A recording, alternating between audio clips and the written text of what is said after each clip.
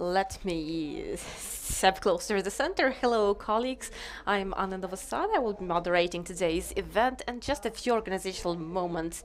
Since our colleagues, the organizers of the event, have just arrived from Kiev, they will be back here in just 5 to 7 minutes, and we are going to start. Thank you.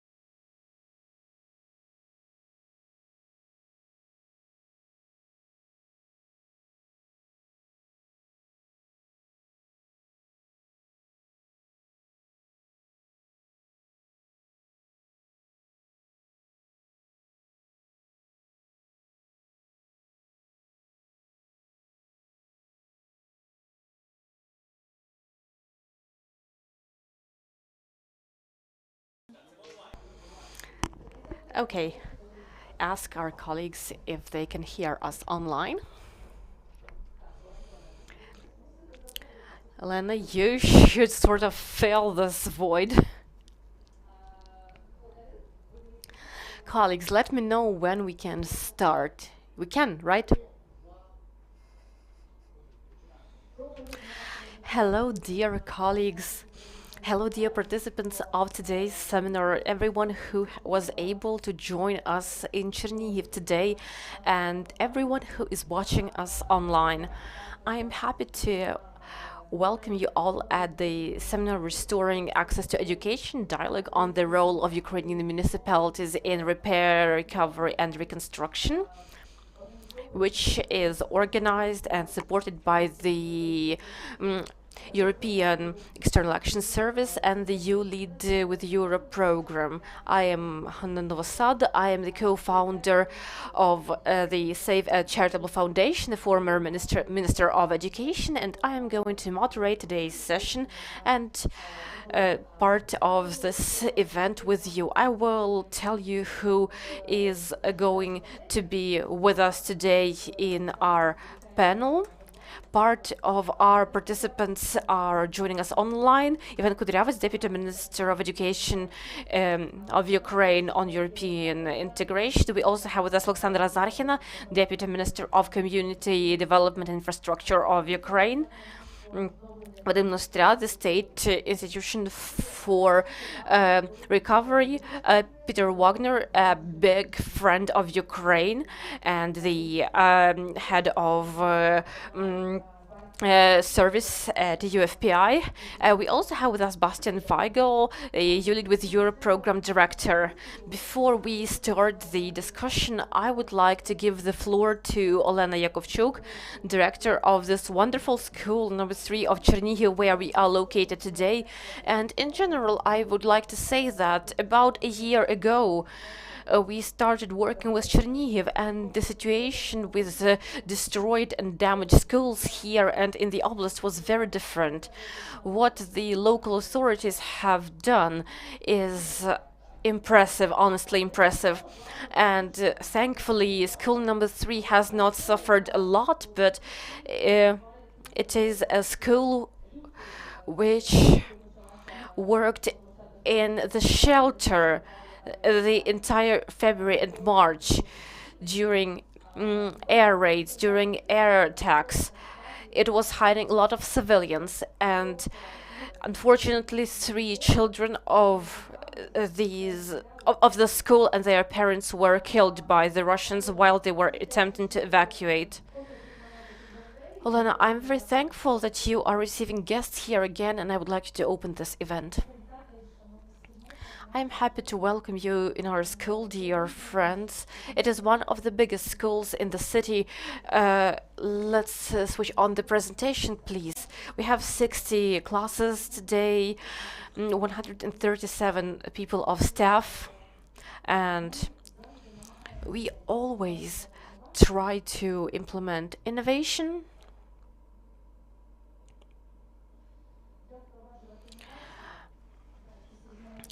by working with various grants, participatory budgets, by engaging funds for various projects, and we are also trying to maintain tradition. Of course, during martial law, as Hannah said, you can see that here, next to the school, there were explosions. The war was very close to us. But the most horrible thing is that we did indeed lose 3 students, Danilo, Bogdan, and Maxim, students of 5th, 8th, and 9th grades, who cannot ever come back. And of course, the purpose of educators is to live so that we don't ever have the same losses again. Even before the active phase of the full-scale war started, we had the time to drill the children. It's like we felt that it would be necessary. But restoring education started taking place back in the shelter. At the end of March, when Чернігів was surrounded, we were holding classes in the schoolyard and in the shelter while there were no explosions. After that, of course, our activity focused on establishing safe conditions. That includes clearing up shelters up to 521 square meters so that our 60 classes could all be located there during air raids. We didn't have the question of whether we would be working online or on site because we were going to meet the parents' demands.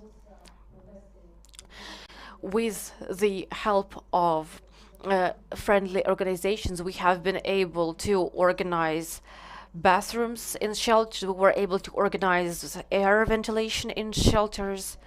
And we are also very thankful to local authorities, which considers education its priority, not just during the war, but for as long as I have been working, particularly for the past 6-7 years. They have been putting a lot of effort and a lot of resources into education. Networks, bathrooms are provided with modern equipment. And this is also done primarily through contracting organizations. Of course, charitable foundations have played a major role. This includes the USAID Foundation, which Anna is going to talk about. We have basically had a miracle happening in our school by creating an educational center here. But of course, this is not the only foundation that provided us with shelter, with the kitchen, and so on. Also, the Educational Directorate of Чернігів City Council took care of us, and we also worked together with parents. We did everything in our power to make sure that children would have a shelter in their games, in their education. We provided all of this, starting from various tools, water supply, flashlights, everything necessary to survive this winter and keep up children's education. Of course, we understood that psychosocial support was necessary for those who came back to Чернігів, those who were ready to go see children every day, our teachers. Our children also require psychological support. That's why we are very thankful to the Finnish church organization, which organized summer clubs in the city last year. Of course, it was difficult because we were running around, there was shooting, there was shelling, we had to go in and out of the shelter, but it helped us save ourselves. Us teachers were able to restore our mental health thanks to this, and we were able to see the first smiles on our children's faces. And the Finnish Church Organization and the Educational Directorate together had a very healthy approach to organizing this. They funded teachers' salaries, not just left them behind, and they organized everything to make sure the children would have enough recreation, enough comfort. Of course, we also organized trainings for psychological support. Then we joined the Juniors Plus project, which uses physical culture and sports to help our staff and the students recover. Then we reached the Estonian Mondo project, which helped us engage another psychologist and 2 PE teachers, also funding additional equipment for fitness and sports. But of course, a lot of effort was put into restoring the educational process since the 1st of September. This required that we reorganize the entire educational networks. Out of 60 classes, we have 33 studying online, 27 remotely. And it was difficult because we had to mix up children in all classes. Everyone who knows how it works in our education knows that children are very reluctant to change their group, to change their class, even though it is quite common in some countries. This year, and makes students stronger. And in our country, we have definitely become stronger for many reasons this year. Of course, restoring educational process requires a lot of technical support, because these children who study here remotely, they have 3 classes remotely first, and then they come to school. So we cannot work without technical equipment at all. We started engaging sponsors. We wrote letters to the Directorate of Education. We have 31 web cameras today, which allows us to provide broadcasting of on-site classes online, because there were some classes that we could not mix up, because there are classes that study using unique educational programs. So, and there are situations when half the children are here and half the children are abroad. So every lesson is broadcast using these web cameras. This is also about restoring the educational process. This is also a transformation change for all of us. We are not used to it. We are used to work behind closed doors, working only with children who are working with us. We are working for parents. We are working for the entire community. Every class is open door. Thanks to the government, we also have laptops. Every teacher is provided with laptops. We also are taking care of tablets, which are also available to everyone interested who is working with them. Also, thanks to donors and sponsors, we continue restoring and investing not only into shelters but also into innovations. We continue the work with equipment, and you see these pictures from our classrooms. And I'm happy that even in winter, when there was no power, children were ready to work with flashlights, which means that we are restoring education, which means that we have peace and victory ahead of us. Thank you. Olena, thank you very much. I think the example of school number 3 is a very inspiring example of how the educational process can be restored, how it can be adapted to existing conditions indeed, particularly how we can engage children who lost their schools in the educational process, because school number 3 receives a lot of children from those schools which were destroyed by Russian airstrikes. For our online participants and listeners, I want to say that today, physically, we have representatives of 12 gromadas from 3 oblasts, Kharkiv, Чернігові, and Kyiv. We also have a lot of communities listening to us, and of course, everyone is interested in very practical issues of restoration. This is a diplomatic request to our speakers. And first, I would like to give the floor to Yevhen Kudryavets, who is online with us. He is Deputy Minister of Education Science of Ukraine for European integration. Yevhen, your team was appointed quite recently, and you have this sort of sprint to do a lot of things and accomplish them before September. Could you share the key priorities of the new team in the Ministry of Education? What would you like to manage to do before the new school year? And considering you will have subventions for the regions, what are going to be the criteria for distribution of these funds? Thank you. Thank you, Hanna. Hello, colleagues.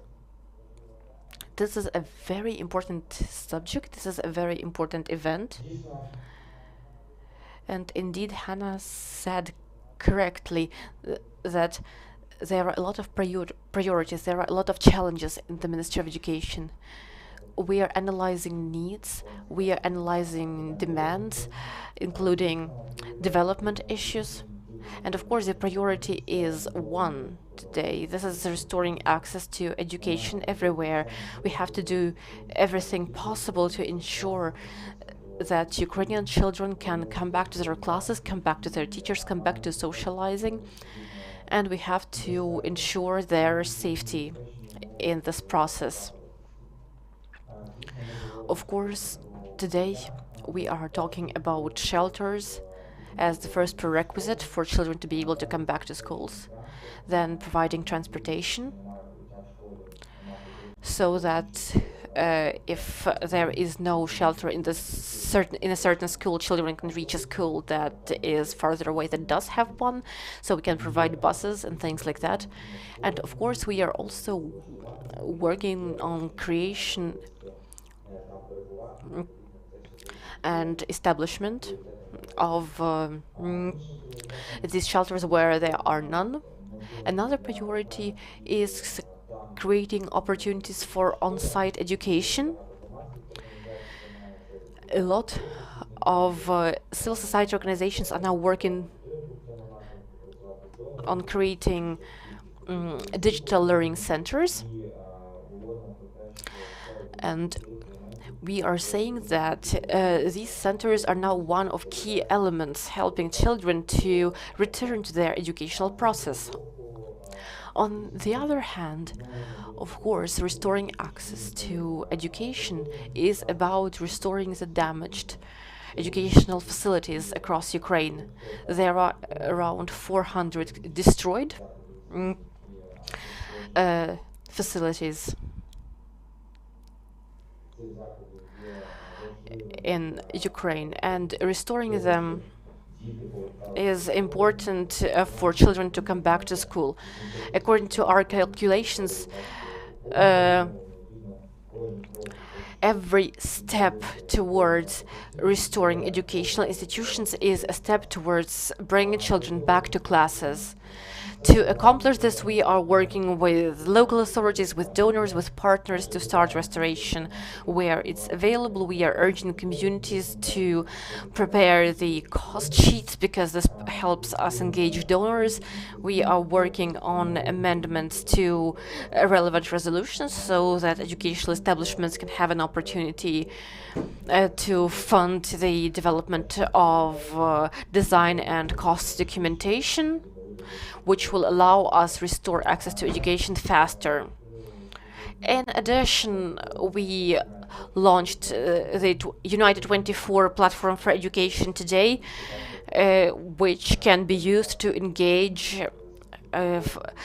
funds, to raise funds for specific educational institutions, and we are going to use it as one of the tools to finance our priorities. Hannah, you're right, there are two subventions now with an approved procedure.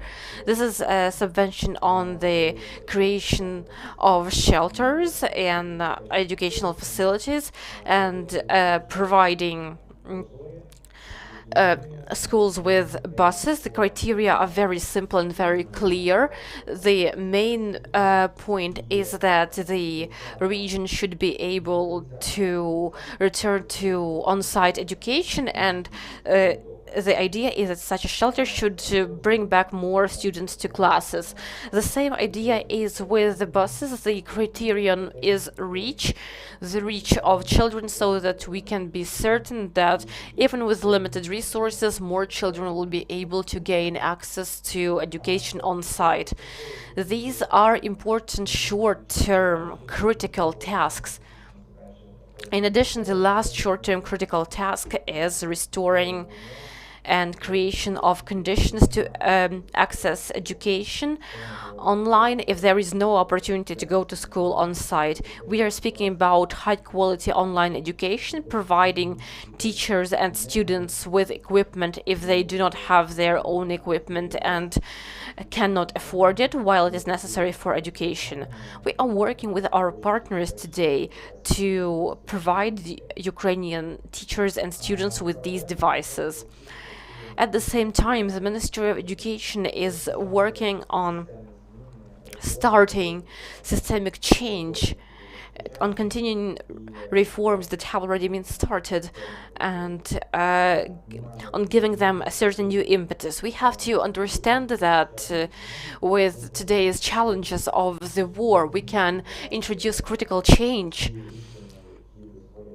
and we can introduce decisions which will make a breakthrough in education in the next years. One of the priorities today is restoring and creating the reform of new Ukrainian school, piloting it in the 7th grades, providing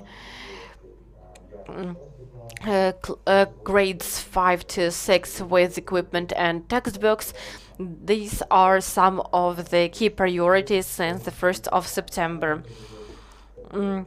This is also going to be done in partnership with international organizations so that we can prepare the piloting program and existing classes which require very fast interventions and assistance of the Ministry of Education through joint effort.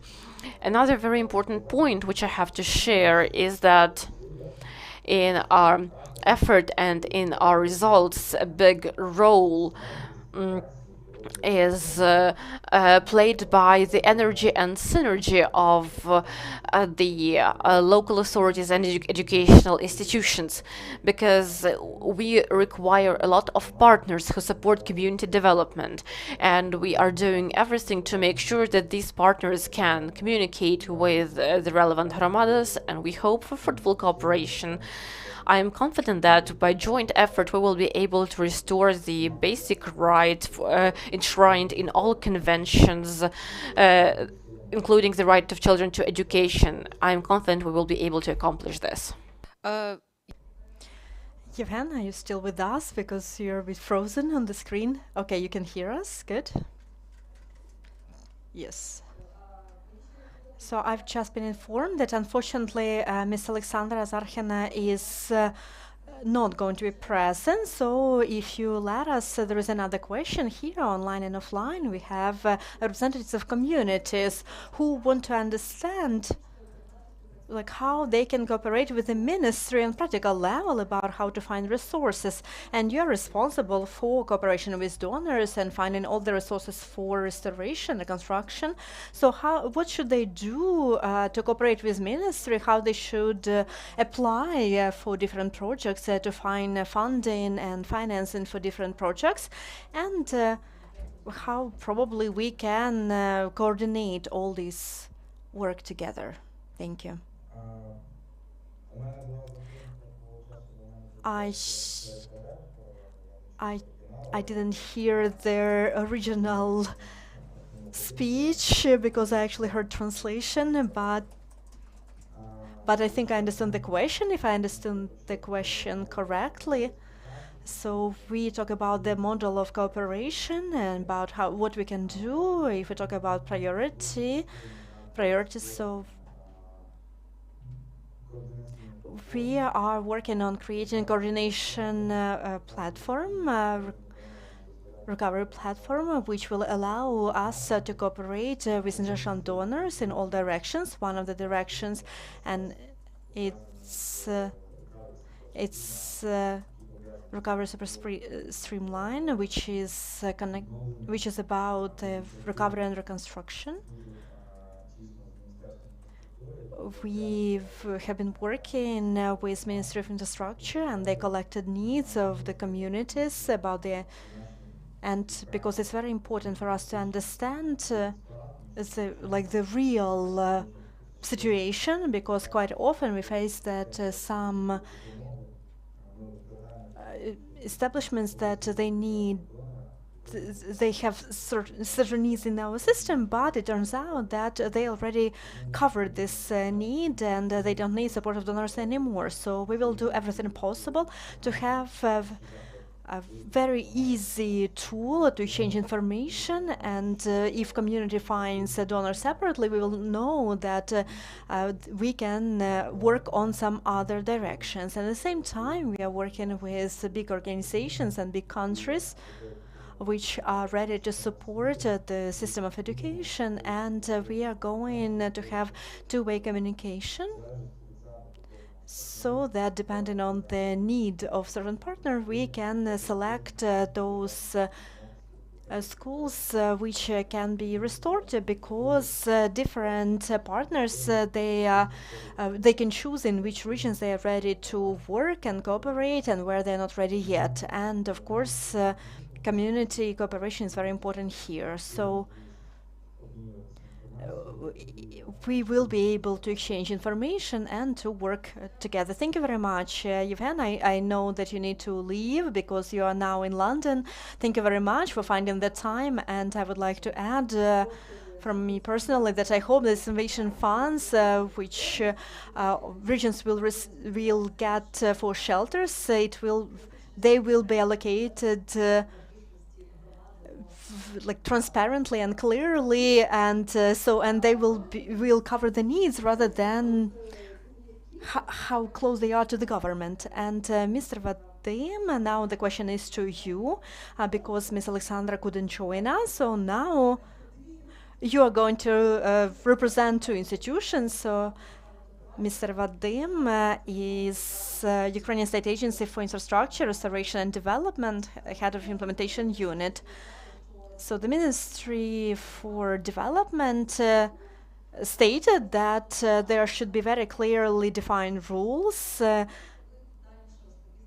about allocating funds. So could you tell us more about these rules, which tools for recovery and reconstruction we are talking about, and where education is in all of this? Thank you very much for inviting me, and I'm really excited about this school, and I believe that this is a real feat of education, that what you've done here. So my son started school and he could do it offline, so he's a first grade student, and it's so important to create this opportunity, and I understand how hard it is to create these opportunities for kids to study offline and to restore this normality, at least in education. And about your question, and it is double responsibility to represent these two institutions. So I would like to start with policy maker competences. So that's profiled ministries. So it used to be Ministry of Infrastructure. Now we know that this Ministry of Reconstruction. So we have been collecting data about those institutions which were damaged or destroyed. And we heard that 400 were destroyed, and about 3,000 which require reconstruction.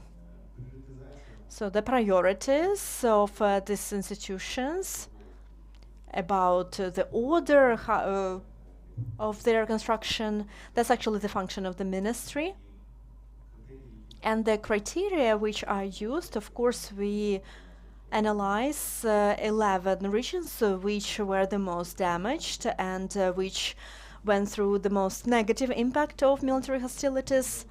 And of course, the forecast about the population of the region. So if you look into legislation which was changed to answer those challenges that we face, so there were some changes last year about it was legislation about city building, and one of the criteria, that's their estimate of the population of the region, and so the population that live now, and also forecast about how many people will be coming back. And so when we define the priorities, we need to calculate the number of students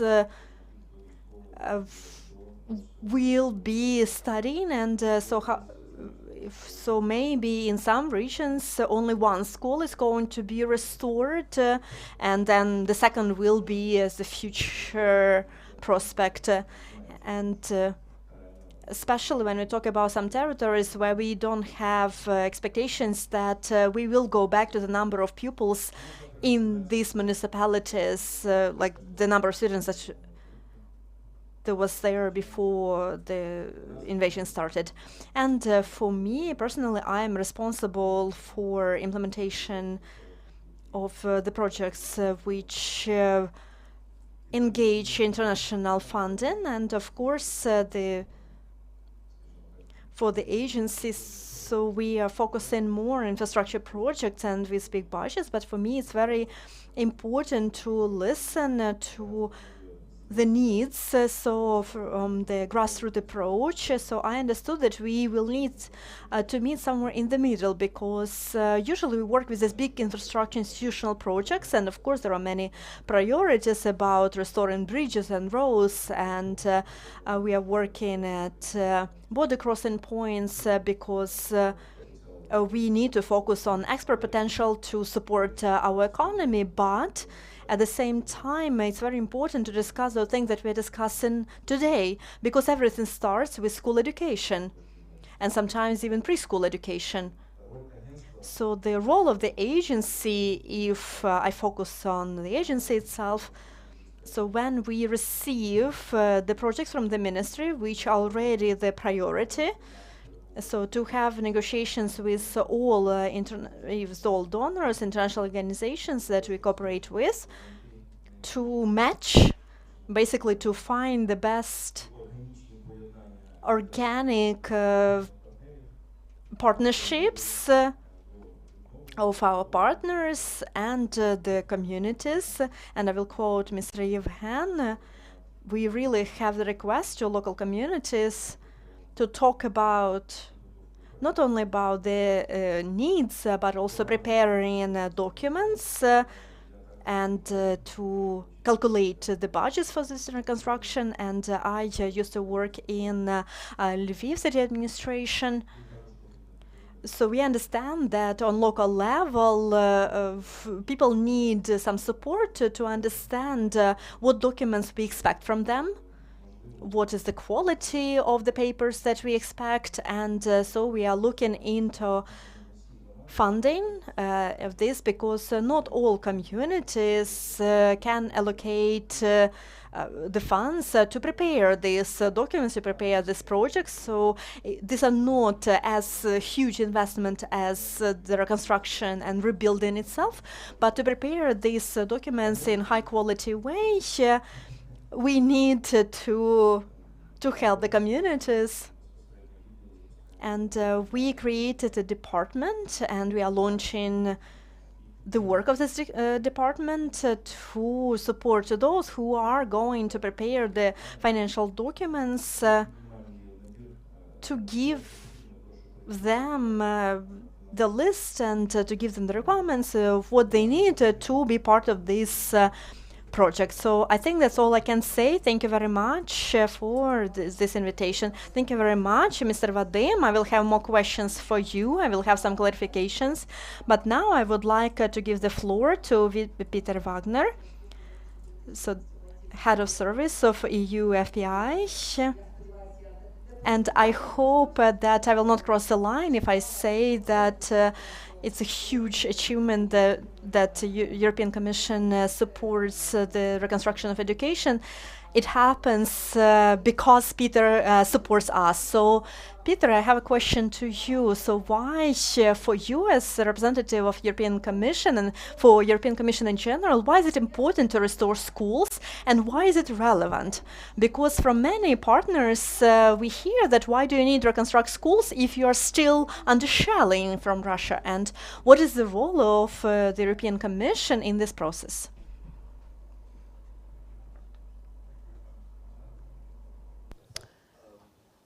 I think you have to press the... Yeah. Thank you very much. Thank you very much, Director, for welcoming us here this morning. A difficult question, because I think that a few years ago we would have answered differently from what we're answering now. Now, because a few years ago this would have been a rather theoretical question, and we would have said there might have been some aggression somewhere, some attacks. Once it's over, we restore and we continue. And now, indeed, we're in a situation where a situation that we called conflict for a long time, that is a war full scale, has been going on for years. And to explain, maybe I have to tell you, for me, something that I've been thinking a lot about this morning when leaving Kiev, is my first visits to Ukrainian schools, which was 2015-16. It was a school in Marinka, at what at the time the so-called contact line, and you could see from parts of the Ramada, you could see the snipers on the other side of the line. And for me, as someone who had grown up in a period of peace and prosperity, it was a shock, because I came into the school. At the entrance, you had all these posters about mine education. And why do kids which enter a school as a first thing have to see something that is there to kill? And in the school, then, on the windows, there were sandbags for about 1 meter high. And this is the height which kids up to 4th grade can then run and don't have to go on the ground to the shelter. And they showed me, for my first time I saw a shelter. It was a shock. And for us at the time, we had invested into a little bit of refurbishment of the school. 4 weeks later, the windows were destroyed, shelling again. But, and that's what I took with me and what is driving us, and it's not a personal project, it's driving you also, and it's an institution, the commission and the rest of us. It is the people. What at the time impressed me so much were the teachers who, in this really every twice a week still shelling, had come back after 2014, the parents with their kids who had come back for very different reasons and who were trying to show that they are there, that they're resisting, but also that that is what is their home. And people don't leave their home easily. And therefore I think, in a nutshell, for us as an EU, it is this basic understanding that whatever we can do to help you defending your home, your country, and that allows you to then, wherever and as soon as possible, to restore normality as much as you can give it to kids under these circumstances, that we are to be part of it. Now, in this project here, and there I'm very grateful to our colleagues from ULEAD, but notably to you, Anna, who had given us, when we started looking around, given us some very useful ideas. We originally started from this idea, schools have been bombed, schools have to be reconstructed. And then Anna and others told us, no, but many of the schools, or next to door, there is a community hall that exists and can be refurbished rather than building for 18, 24 months a new school. And for us, it was this understanding that we have to test here and now discuss with you different models of rebuilding the country, rebuilding better, rebuilding together with you. I think yesterday that was a very powerful sign. The President of the European Commission was in Kiev on Europe Day and sending this signal that we're standing by the country. And that this reconstruction, and they're starting with the schools, is an important part of the exercise. Because it's your kids that are the future. And personally, again, a final remark, what we are seeing is, of course, I know from my previous working with Ukraine, a few people who are now in Belgium as refugees, temporarily. And very often the parents are back and they left their kids in Belgium with the grandparents because they said, where we go is for us as parents okay, but we don't want our kids there. Or they say, we only have remote schooling, nothing else, and after 2 years of COVID, we don't want to continue that. And therefore I think any effort that we can support, that the families can be together and can be together in what is their home, we are very happy and proud to be here. And for us, really, and that's where I think the partners that are here, the different Ramadas, hearing what is in a different context the best solution to allow this to happen, to build this resilience again also in the society, which only is there if also the kids are there.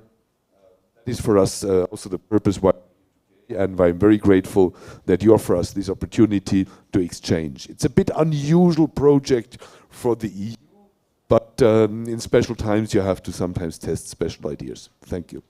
Дякую, Пітере. Принагідно скажу, що в наступній панелі кілька організацій. So in the next panel, we will see some fast tools for rebuilding and reconstruction, which will be supported by FPI of the European Commission. But even now, the EU has already provided 100 million euros for reconstructing schools. So here we're talking about faster tool of recoveries and also the full-scale build and reconstruction. ЮЛІТ підтримував децентралізацію в Україні як одну з ключових реформ. So ULI supported Reconstruction and education as a big part of decentralization, and we've been working for many years before the full-scale invasion.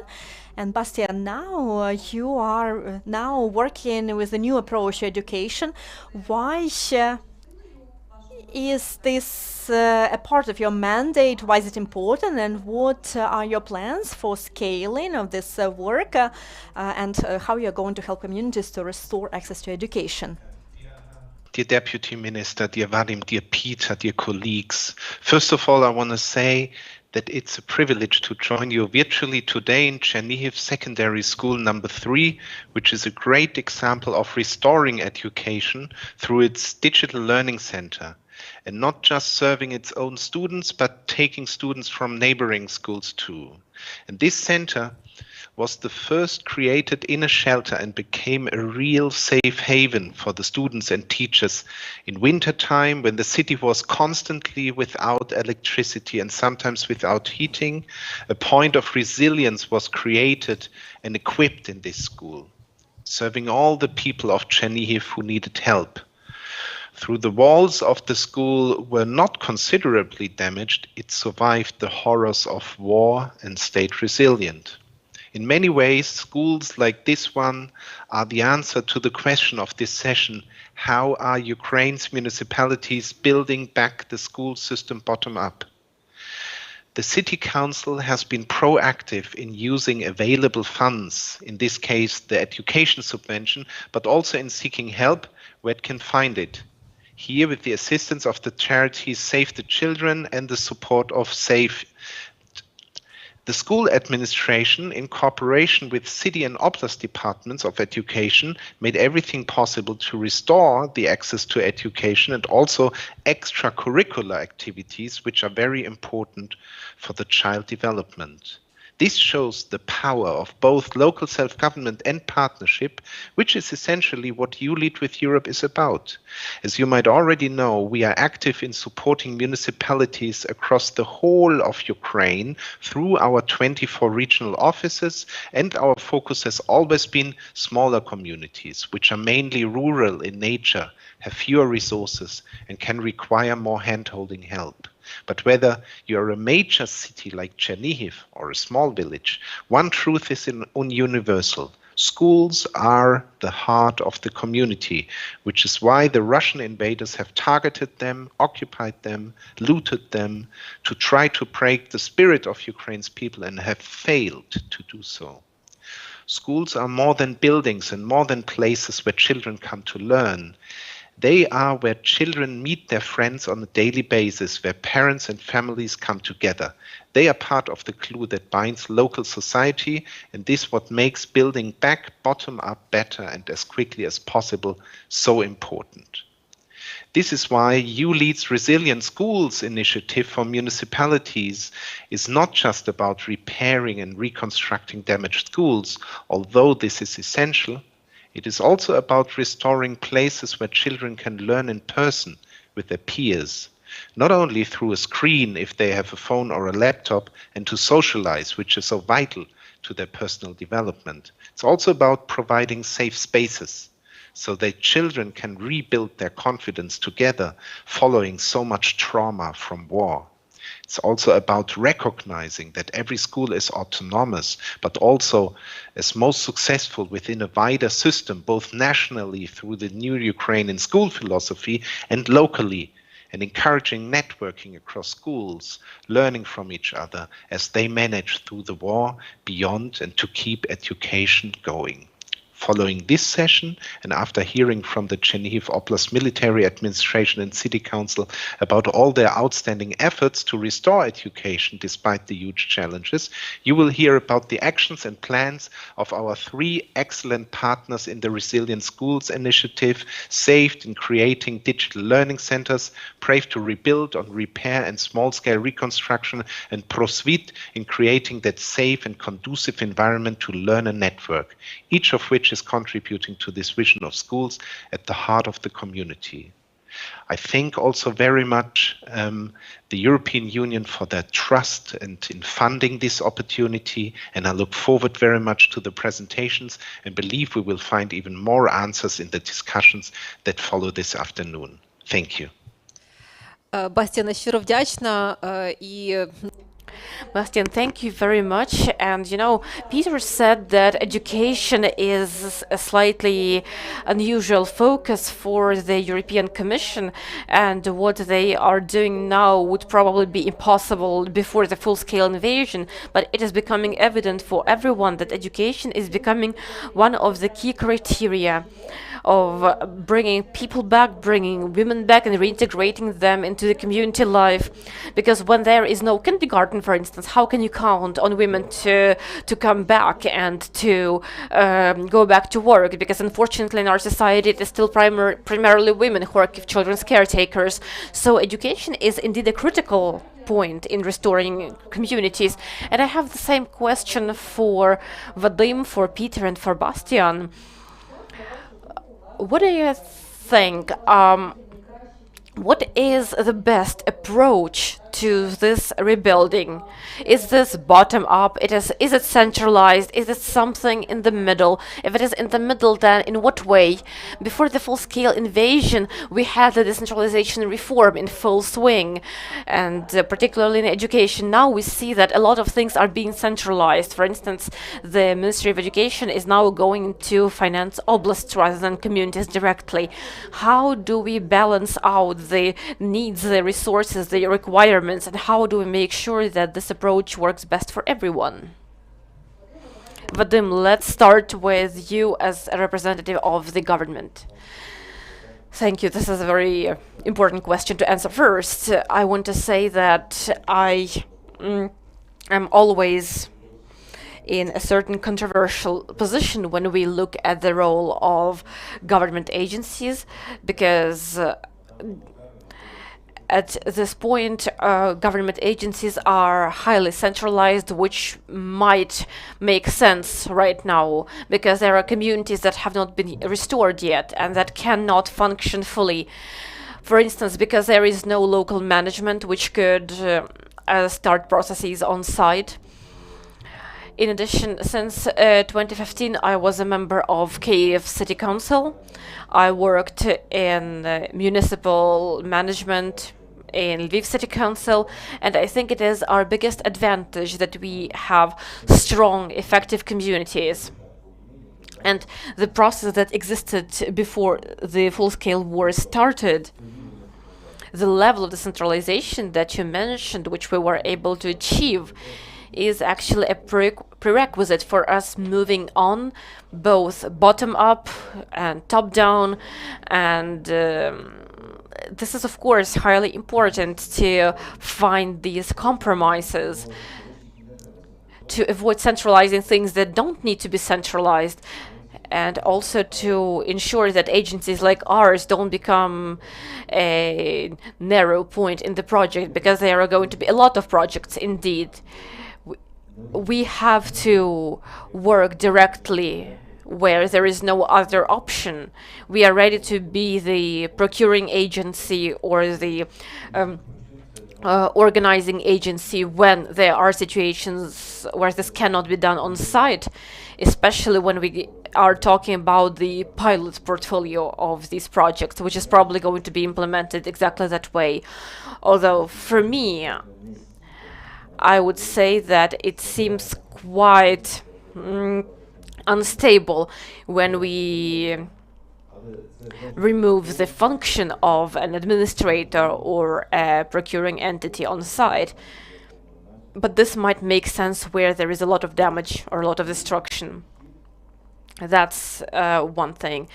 Then point two, the second approach would be sort of combined, or I would call it facilitational approach, when we are building our experience and when we are going to commission our objects through the regional restoration services, you can use them to transfer applications, documents, information, and we are going to create institutional capacity on site where possible. We are going to act as procuring agencies, as administrators of donor funds. We are going to have examples of documents that already function. I see that, for instance, this school already has its own experience that it can also share with those who are just starting on this path. So I think we have a unique opportunity to combine the advantages of the centralized and decentralized approaches, but communication is always key. Communication is definitely central to this. It is evident that several ministries are involved here. It is important that they communicate among themselves, and it is important to organize communication with communities to make sure we meet their requirements. Just a question to clarify, do I understand you correctly that any community present here today can approach the agency in the near future asking to help them find the funds and helping them to implement a certain project? Yes, absolutely, and I would recommend you to go to restoration.gov.ua website. You can see our regional restoration services on the website. They are created based on the former Ukrainian car road service. They were transformed into restoration services, but they already have staff who are ready to interact with communities in all vectors of restoration, including education, which we are talking about today. Another important point that I wanted to make: our central authorities are definitely ready. Wait, sorry, I got confused for a moment. The first information wave was established thanks to communication with oblast military administrations, and the main scope of information for restoration was received through oblast military administrations. But this does not eliminate the need for further dialogue with other local authorities, which can provide additional clarifying information, and we may learn that some processes have already been launched, which is highly necessary for further design and restoration. Decentralization for so many years. How not to lose it in this process? Well, yes, somehow in this project, two of, let's say, my favorite projects from my previous life as head of Support Group Ukraine are meeting, and that's indeed decentralization, which was a very, very early, huge project that we were setting up, and our smaller, scattered, still testing ideas, which we discussed from the time when you were in the ministry and then later a minister, because it was clear that at that time it was much more driven by issues around the demographic trend, etc. in Ukraine, why education was important. But decentralization, it always played a role, and I remember discussing around 2017, 18, I think it was, with at that time Minister Zubko, in the decentralization context, his ideas for the model of the new Ukrainian school. So the two things have always been coming together for us. Let me go to your general question, however, first. That is, I think it's absolutely necessary that at this stage there is as much top-level state cooperation, conversation, contacts as you can have. Because the big strategic questions, the big amounts, the question of peace, etc., we can at the beginning only start solving them by contacts at the highest levels, involvement at the highest levels. And that's where the decisions have to be taken, and that is important, that is good. However, and that's why we are exactly now trying to have a kind of a pilot test project here, we think it's very important to not miss the moment when you switch from the necessary highly centralized approach to the decentralized implementation. And that, of course, where then from the current responsibilities, which are coming from the crisis response reaction, we of course looked at both elements, and that means our experience in Ukraine with decentralization, which was probably one of the most successful projects, reform projects in the post-Euromaidan period, and combining that with this enormous need of rebuilding education for numerous questions we refer to them. And we think there is potential, and that's why we said let's use the existing U-lead structure. Otherwise we would not have been able to really have partners who are already everywhere in the country, who have a knowledge, etc., to go into it. And what we are looking for now are, on the one hand, to really see, can we have the quick impact that we want to have with this kind of project? Because this is not as it was with the decentralization project, that you have a 10, 20 year perspective. Here it is about the quick impact, allowing children to very quickly go back to education.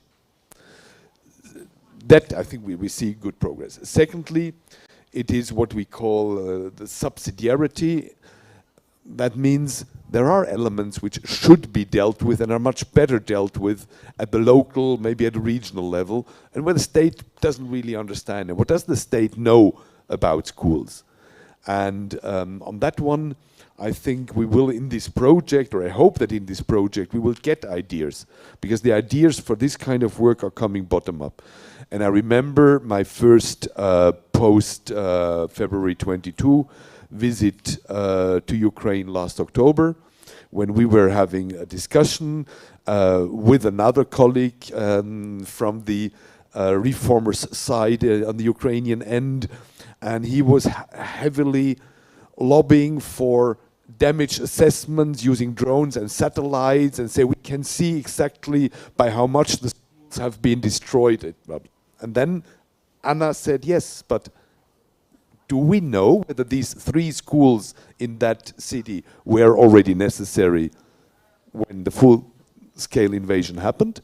Maybe they are based on this. And this kind of arguing, I think, on the subsidiarity, that's the logic that can only come bottom up, and that can only be built there. And that's why for us, we are also looking forward to learning for the moment when really the large-scale reconstruction can begin. What is, for which kind of project, the right level to address? Highways you can't plan at the local levels. Schools? Probably yes. And that is where we are really also trying to learn and want to watch how you are interacting, as we were seeing how the interaction changed between central level and the Ramada level during the whole decentralization debate since independence, and then intensified since 2015. So that's another part of the lesson that we are really looking for.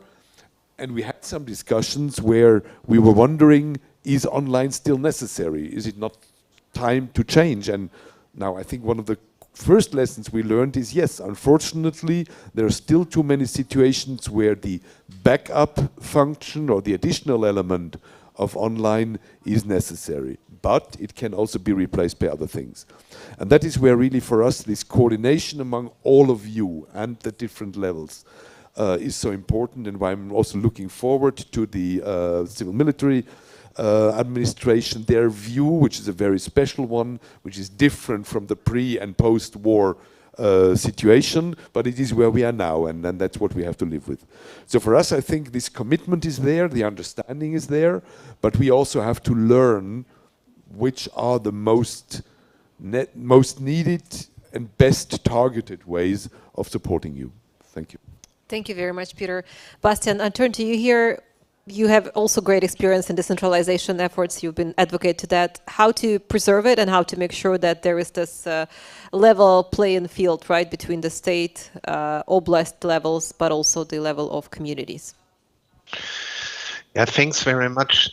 It is indeed an important question and an important discussion also. And I would like to amplify the points that were made by Vadim and also by Peter.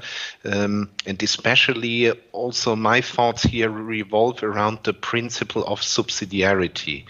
The principle of subsidiarity, to a certain extent, is of course a very central European value that we all feel bound to, but not only for emotional reasons, simply for functional reasons, for the necessity of state making, and also having a successful repair, recovery and reconstruction effort. The principle of subsidiarity in its essence says we need to appreciate the capabilities and capacities of gromadas to do initial repairs and also to engage in reconstruction, and that higher levels of government do not take away tasks from the local level when they can be performed on the local level. And this is exactly, maybe Gromada cannot rebuild a highway, but maybe it can rebuild a school. And the idea here is mostly that the local level, the Gromadas, are the level of government which is closest to citizens. And there is a lot of Gromadas, millions of people. All Ukrainians live in Gromadas, and it is necessary to find a way to integrate all these resources, including also the human resources, in this Herculean task of reconstructing the country. But ultimately, it is about multi-level governance, indeed, so that all levels of government work with each other in the appreciation of which level of government is best suited for which task. Indeed, sector policy issues, priorities need to be discussed and also need to be coordinated to have a balanced overall policy to the reconstruction process. But this prioritization and also the sector policy aspects need to be done in knowledge of what the capacities on local level are and what the local level needs. Otherwise, there will be problems of implementation of the plans. So the plans need to be done with those who need to implement them. And projects ultimately happen on the local level.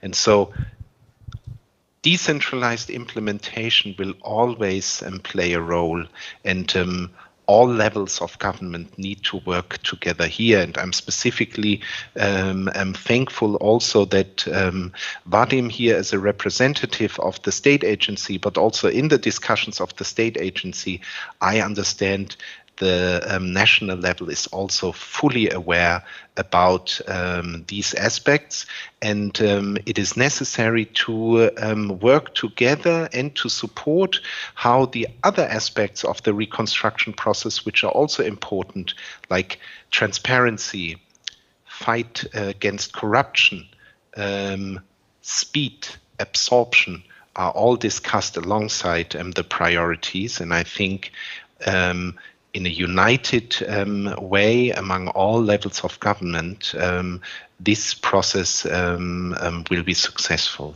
Thank you. Бастіане, щиро дякую. Щоб завершити Thank you very much. To finish this part of the discussion, I would like to ask the question, and I will require you to speak for like 15-20 seconds. So everybody is talking about Build Back Better. Peter, Vadim, Bastian. What is it about for you? So what does it mean for you in 15-20 seconds? And Miss Elena, I will have a different question for you, and I will get back to you. So Bastian, let's start with you.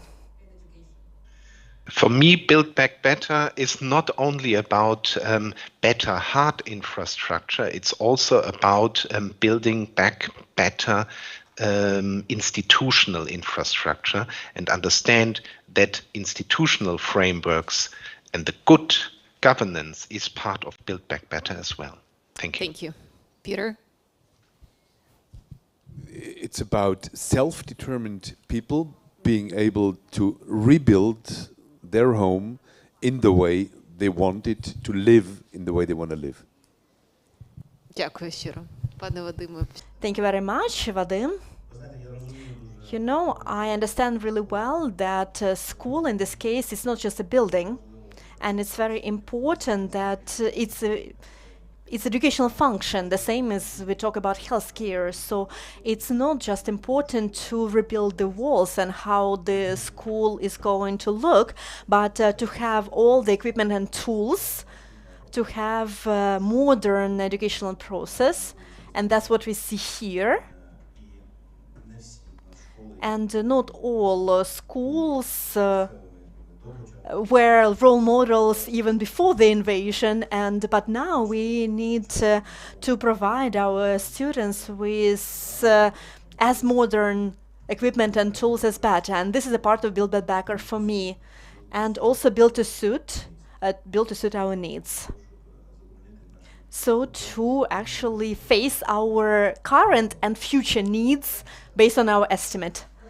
And Ms. Elena, to summarize, when we talk about education, so we talk about infrastructure, and you are from the city, you talk to your colleagues from other schools which are bombed, which were damaged, and probably they have a different feeling about reconstruction, not what government thinks. So what do our partners need to know about the needs of real teachers and principals? I think when we are building shelters, it's very important to take into account that the shelters need to have peaceful potential. So not to use it only as bomb shelter, but for example, we can use it as a pottery club, gym, psychological club. So the places where kids want to come back to. And so where teachers can keep developing kids. Thank you very much. I want to thank all our participants for this first panel. We are going to keep going. We will have a small rearrangement here at the stage, and we will talk about reconstruction of Chernihiv and Chernihiv region, which were shelled and attacked all February and March of 2022, and they keep shelling and shooting at areas near the border. So, and I'm giving the floor to our next group of speakers.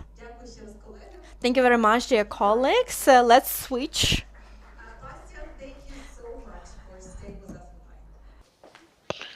Thank you. Шановні організатори, я ж The organizers, do I understand correctly? We keep going. How much time do we have? Because we have a bit different schedule. So we have 25 minutes. Great. Mr. Yuri and Mr. Vasil, we have 25 minutes to talk about this year, the year of recovery and reconstruction. About a year and a month ago, Chernihiv region was liberated, and Chernihiv city, just to give you some background information, so Chernihiv, this is a city which was bombed and shelled, and 27 schools were damaged or destroyed. So they attacked, targeted kindergartens, colleges, and different types of educational institutions, and many communities, municipalities were under occupation. And even if the walls of schools were not damaged or destroyed, but it was really difficult mental trauma for many of the citizens. So can you tell us about this year? Good afternoon, dear colleagues. We are very happy to welcome you here on our Chernihiv land. It's pleasant to have this attention and interest, and it doesn't go down. Our partners and donors are even more interested, and I'm happy to welcome here representatives of 2 other regions which suffered a lot as well, and they know what it means. If we talk about Chernihiv region, can we open the presentation, please?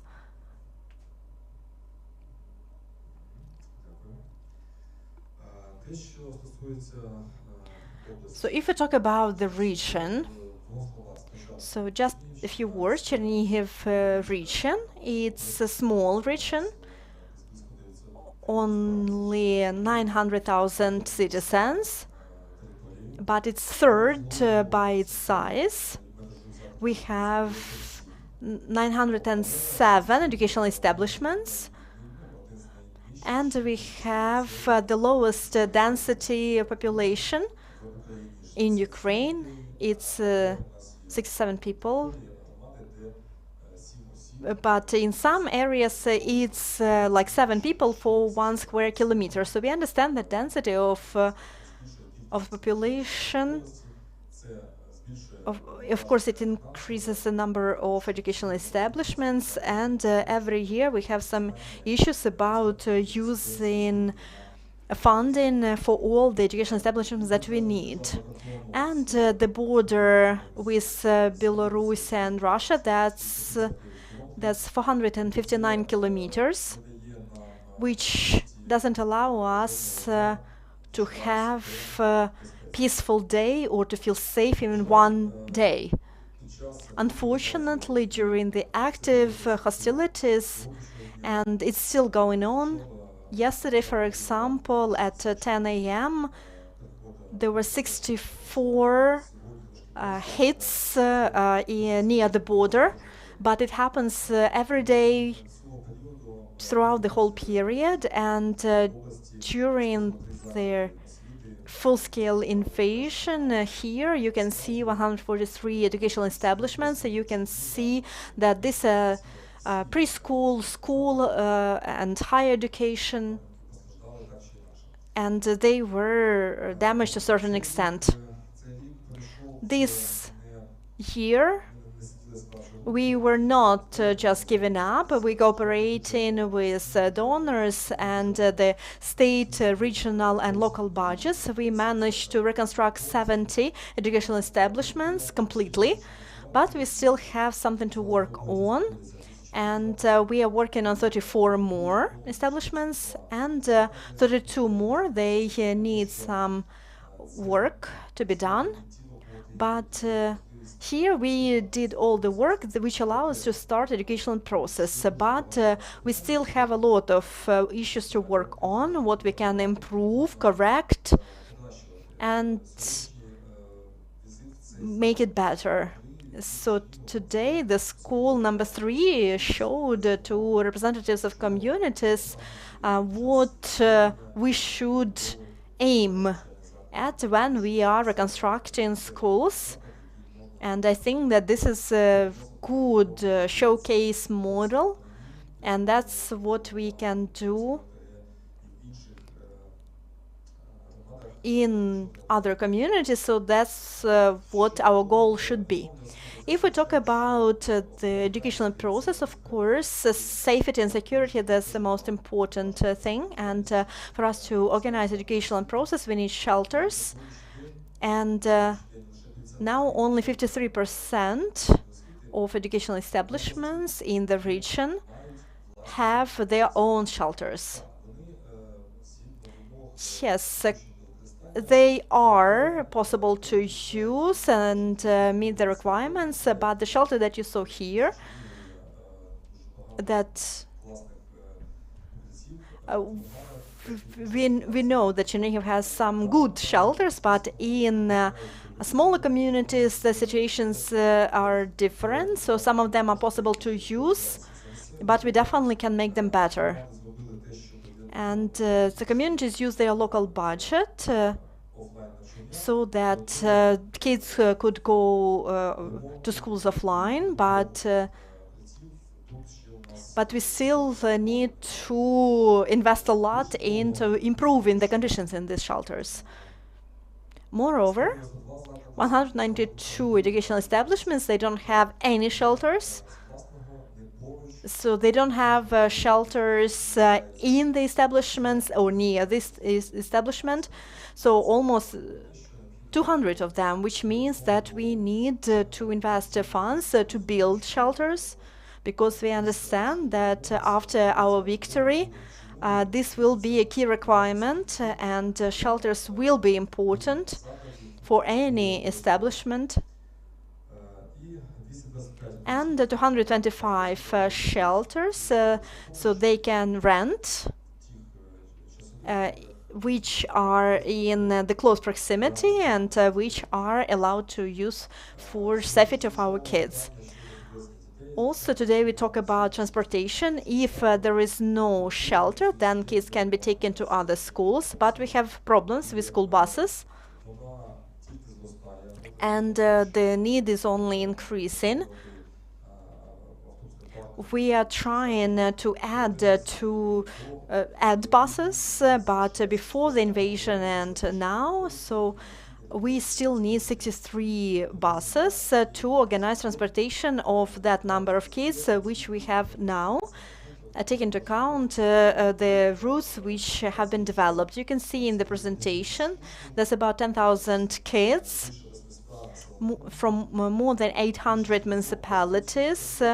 So we've developed more than 100 routes for kids, and so that's 20,000 kilometers daily that kids and these buses need to cover for kids to have offline education in safety.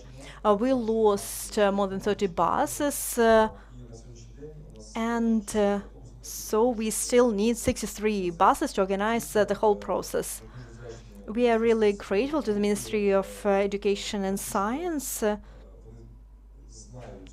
They know the issues of Чернігів region, they understand our needs, and they send the buses from our partner countries.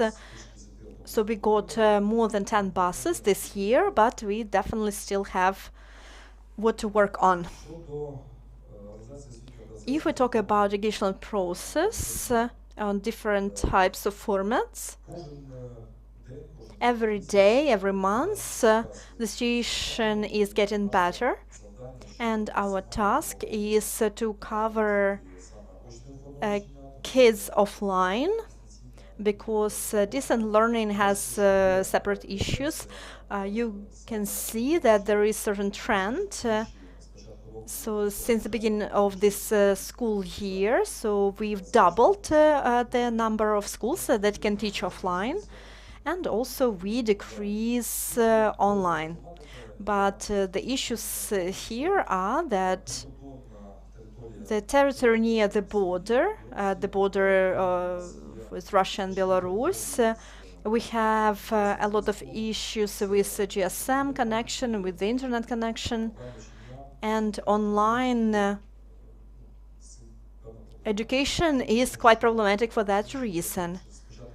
And at first it was prohibited to have any offline lessons.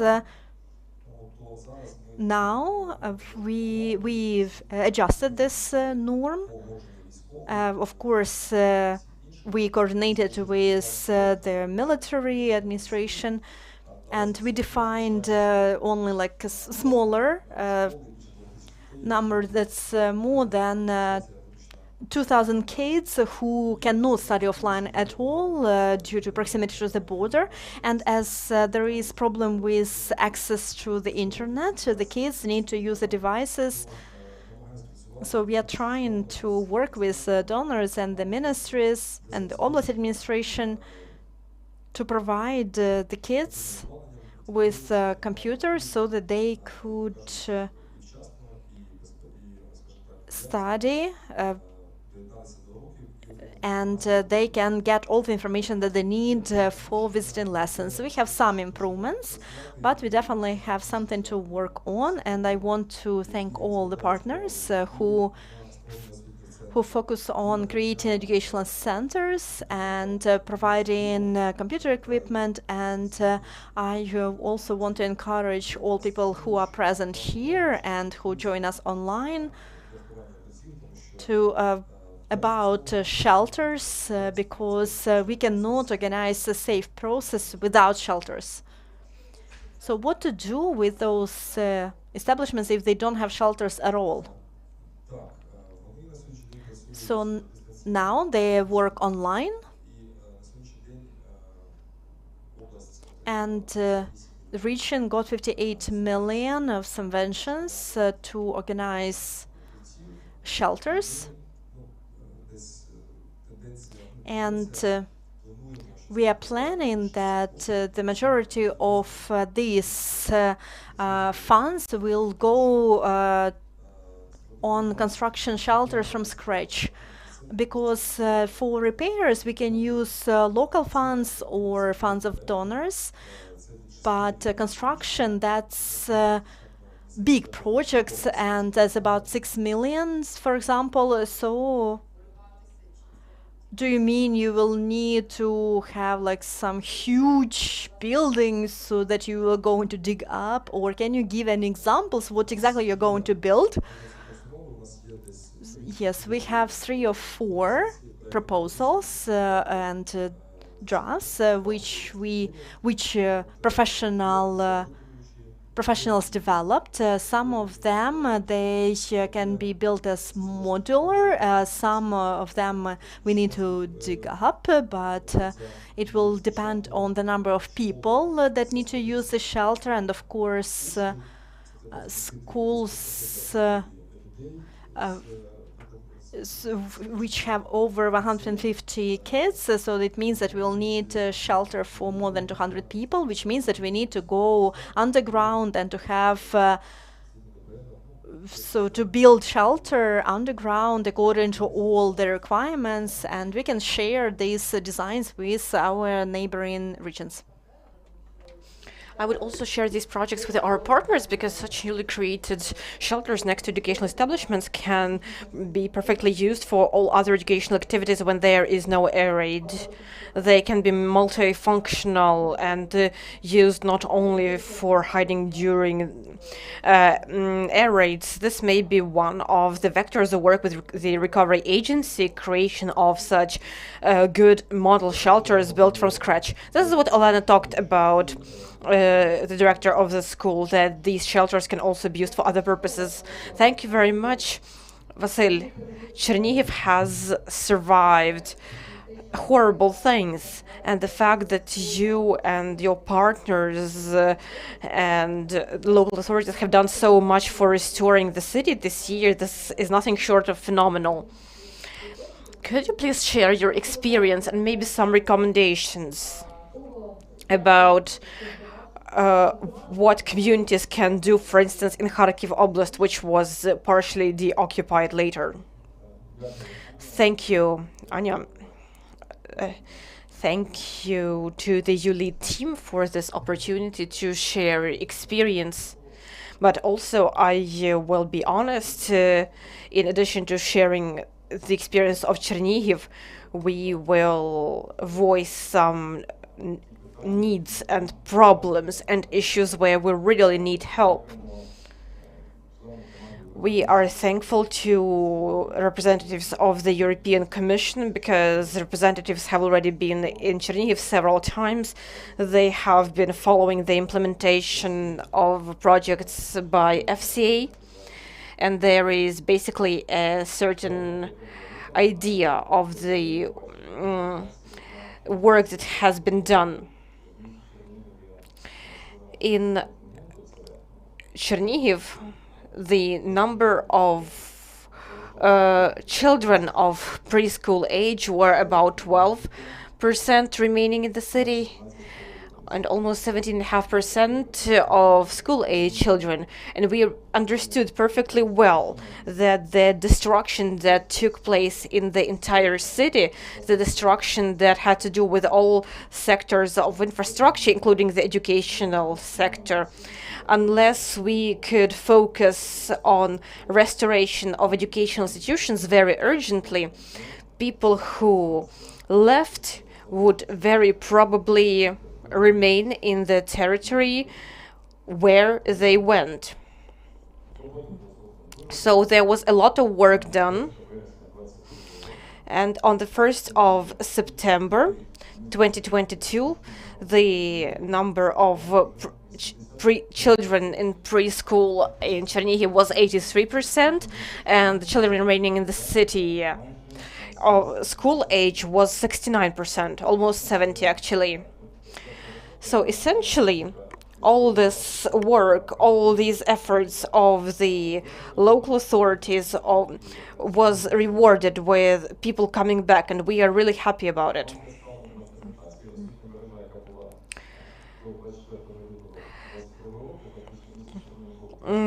There were 34 schools in Чернігів before February 24th, 2022. There were 5 vocational colleges. As a result of the hostilities, the damage to schools was enormous.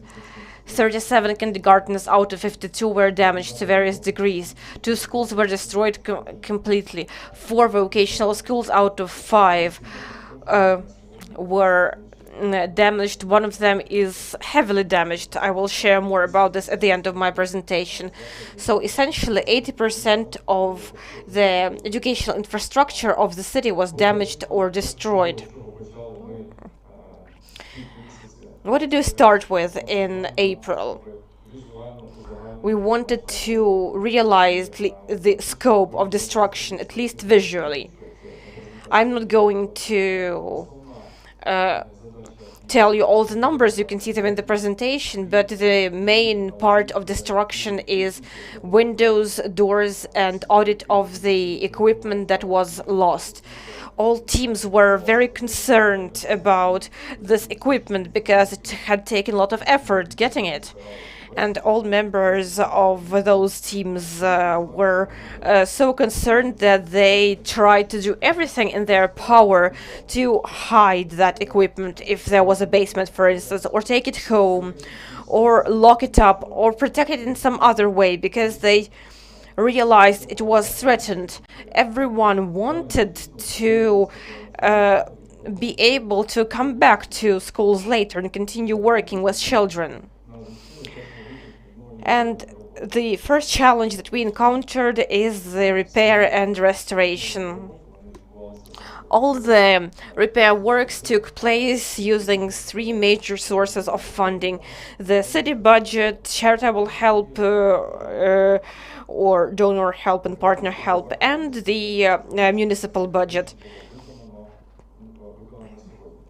Here is what has been done today. Of course, not everything could be done. There is still a lot of damage.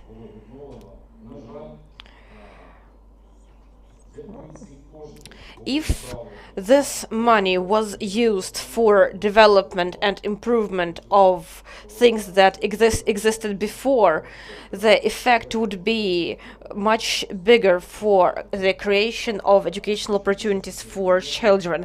164 million was primarily used for restoring the improvements that had taken place very recently. Like, all windows were replaced a month ago, and then the educational facility was destroyed and everything was lost. The total amount in terms of percentage is displayed on the slide. Essentially, in 2022, quite a big part of the municipal budget was dedicated to modernizing the educational system, and all those funds were accumulated and redirected to restoration of educational facilities. At the same time, we worked on seeking donor funding and engagement of state funding for restoration. It is very important that we have support and help of our partner organizations. And I want to thank the team of Save Ed Foundation and Anna, because they are a young team, but you can definitely feel that there is a big communication professionalism of people, I would say, while they helped us work on schools and kindergartens, vocational schools. They helped us find partners who work in a certain vector. The Ukrainian lens. The results of restoration are essentially about putting and pooling efforts together. We managed to build a shelter in school number 6, which is now considered one of the best shelters, where the Ukrainian prison took care of it. And it was the Partnership for Strong Ukraine by Chemonics. Cooperation is still ongoing. There was a lot of help with restoration of windows, which helped us launch heating in winter, and which meant that the buildings were not destroyed further, because buildings which had no heating during the winter were naturally damaged more over time. FCA, cooperation in different vectors, starting from summer activities and up to restoration of damage, and holding events for psychosocial rehabilitation and courses of psychosocial support of educators and children. This is a very important vector of our work, because I'll say that it is not only in the restoration and repairs that we need support of other organizations, but we also need help in understanding how we work with children and support them mentally. This help may be less noticeable, but this is definitely important work. The Danish Refugee Council, the International Red Cross Committee, in addition to humanitarian help to the population, they also significantly helped us with restoring the educational facilities. The Taiwanese people really helped us a lot. The government of Japan is restoring 2 educational establishments, funding us with almost $600,000. The second point is repair and equipment of shelters. It is no secret to anyone that before last year, I don't know how many schools, but I would guess very few of them had properly equipped shelters. And the places where people were and are hiding during air raids are a good shooting range in a school, for instance, and in kindergarten it's usually just a basement or something like that. And the point is the total amount. What has been spent on the establishments that have been restored. And at the same time, with restoration, over 100,000 millions was spent on equipment of the simplest shelters. So the issue is creating a storage of water, hard floor, air ventilation, places for seating, the internet to ensure connection with the outside world, and bathrooms. The first and simplest decision is to create the bio toilets where necessary, but it is not a good solution where there are a lot of children, so we try to build proper bathrooms where possible, and we set up additional pumps where there was no access of the sewage system. Vasil, I have to ask you to speed up a little bit. And the support of our partners is also highly important in equipping shelters. I will show you briefly what we focused on, what they look like today. The bottom left corner is the typical basement which we had to fully equip.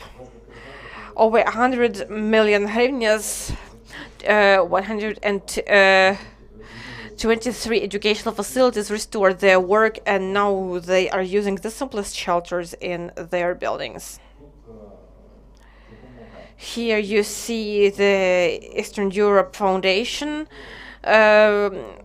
which funded the establishment of a shelter in one educational establishment, which you can see here. The help from USAID meant that everyone had generators. Lions Club provided 2 cars and generators, which was also necessary. And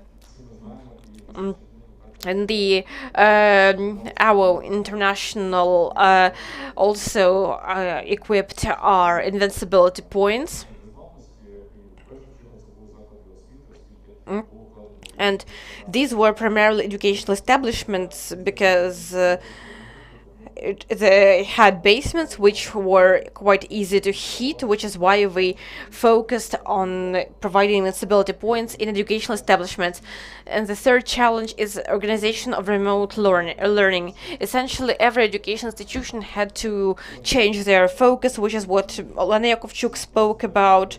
All classes had to be rehashed, children had to be redistributed, and remote classes had to be organized for children who left the country. It is a big part of work which is not entirely visible to the naked eye.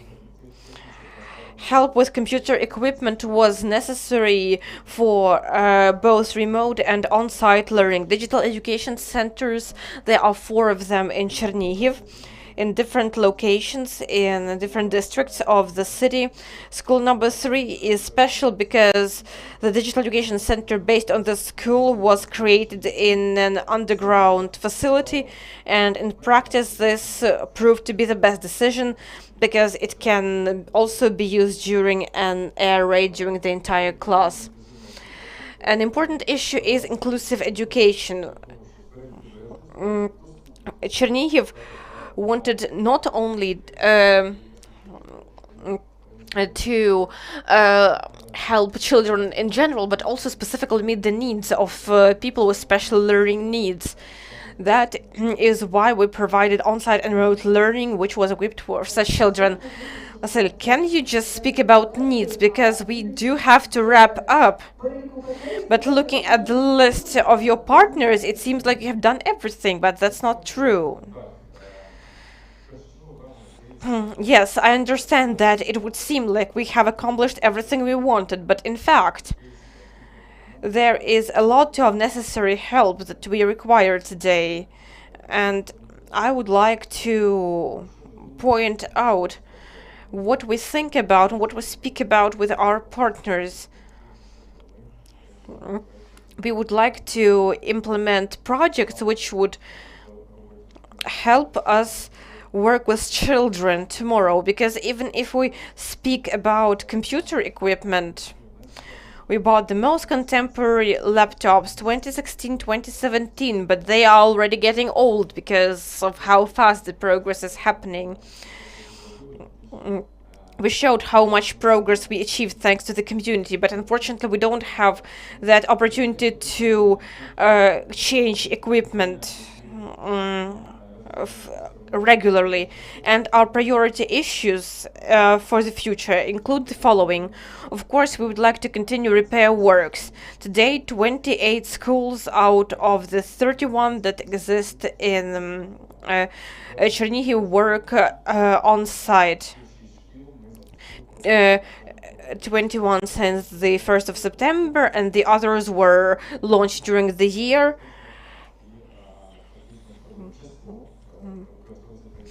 And essentially, the premises of some of the schools are used. Also, Chernihiv is trying to implement the law of Ukraine on secondary education, and there is a general transformation program, and we are going to provide 4 educational establishments at the level of lyceum, that is high school. These establishments don't work with primary school, and you understand that it is very difficult to transfer kids from one school to another. So we are increasing the number of 10th graders, but there are challenges of contemporary schools, because we need to provide them with the same equipment, with the same material base, so that children can have access to high quality education. As for food and sanitary and hygiene points, as well as accessibility of facilities and computer technologies are also necessary points. There are 2 schools that were destroyed, and according to our calculations, we need to build another educational establishment with 1,080 students, which would be at the so-called gymnasium level, and would be in line with all requirements. And also we need to restore the building of Chernihiv Professional Construction College. By transforming high school, we understand that we are actively working on the professional guidance of children. There are a lot of children who are interested in vocational education now. We are interested in introducing new majors which would be in line with the demands of local employers. And it's very important today that we work on the restoration of the building Lyceum, which was very damaged. And here I would ask the teams represented here today and national authorities. We are ready to set up new majors. We have training centers formed which would be helpful to European business, and by teaching children we could help them learn to use new technologies. Here we need help not only with restoration of educational facilities, we need to liaise with businesses, with employers, to provide the entire chain from the education to jobs. This was just a brief presentation. No, it wasn't brief, but it was quite exhaustive, and it shows understanding at the oblast and city level of what needs to be done in order to build back better. And it's very important what you said about professional education, vocational education. Fortunately, not a lot of people pay attention to this. And full reconstruction of schools may be about the reconstruction agency, because we can actually restore something smaller, but we will not have funds to rebuild an entire school in the near future. That's why we do need public help. Досвід.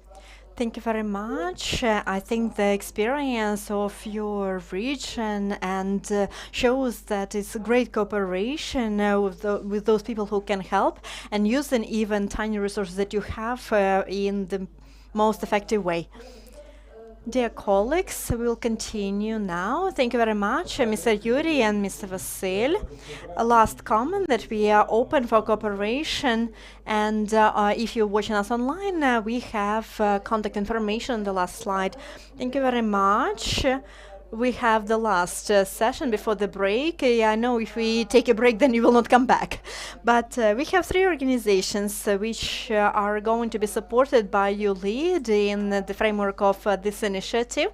They will tell us about what these projects are about and how they are going to focus on fast reconstruction in these 3 regions. So I would like to invite here, so the save ad, rebuild, and prosita, so that you can present your presentation, your organization. So you have 10 minutes each. Try not to go over time. Mr. Vitaly, we'll start with you. Do you have slides? So Vitaly Selik, Brave to Rebuild. So your organization has done a lot for like physical restoration in communities. So can you please open my slides? First of all, I would like to thank all those teachers, principals, communities, heads of communities, who more than a year have been doing everything possible to teach online, offline.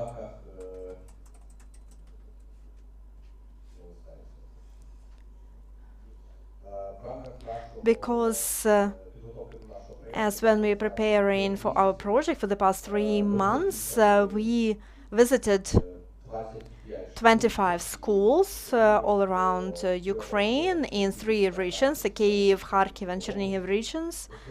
We communicated with teachers, and I would like to say this is a huge achievement that here in Ukraine we managed to keep teaching, and that students are connected to their schools in one way or another. Then I want to thank European partners for supporting us during this difficult time. So we selected the schools which met our criteria. I will tell you more about the criteria later, but important thing is that we selected those schools which need to have more students, because many schools were bombed, many schools lost the possibility to continue educational process, and so other schools, they will need to accept students from other schools. And all our 12 schools in our project before the war, they had 1,913, but after communicating with communities, we understand that they will have more than around 3,300 kids. In Kharkiv region, we will do fast repairs in 7 schools. So these are schools near Kharkiv, 2 schools near Balaklia, 1 school in Izum and near Izum. And as Mr. Wagner mentioned, that whether it's a good idea to restore the schools which are so close to the front line, and in Kharkiv region, in comparison to Chernihiv region and schools of Chernihiv and Kyiv region, in Kharkiv they are shelled very often. But we believe that it's important to restore this process, because we need to understand that if we cancel school, if we restore schools, people will come back, and people come back, we can restore communities. And school is a very important factor for people to come back home, and it's an important factor to restore this country as soon as possible. In Kyiv region, we have 2 schools which were in the area under hostilities. They are heavily damaged. That's not far from Makariv and Ivankovo. And in Chernihiv region, we have 3 schools, Shapovalevsky, Likhachevsky, and very famous Novobyko school with you can find on the internet a lot of videos how bombing is going on all around the school. So the criteria that we had to select those schools, that we will do everything possible for restore education since September the 1st of 2023. If, of course, it's safe, if the school is not in the red zone, we'll do everything possible. The schools have shelters which are approved by SES, because there are many schools which were close to our criteria, but we cannot afford to build shelters from scratch without the support of the state. Also, there are some schools which were damaged by occupation or hostilities. So we had a few schools where occupiers lived longer or shorter. They left their autographs. They apologized to schools or kids. It's like, it's not our fault. You don't understand what's going on. These are just these times. But the schools,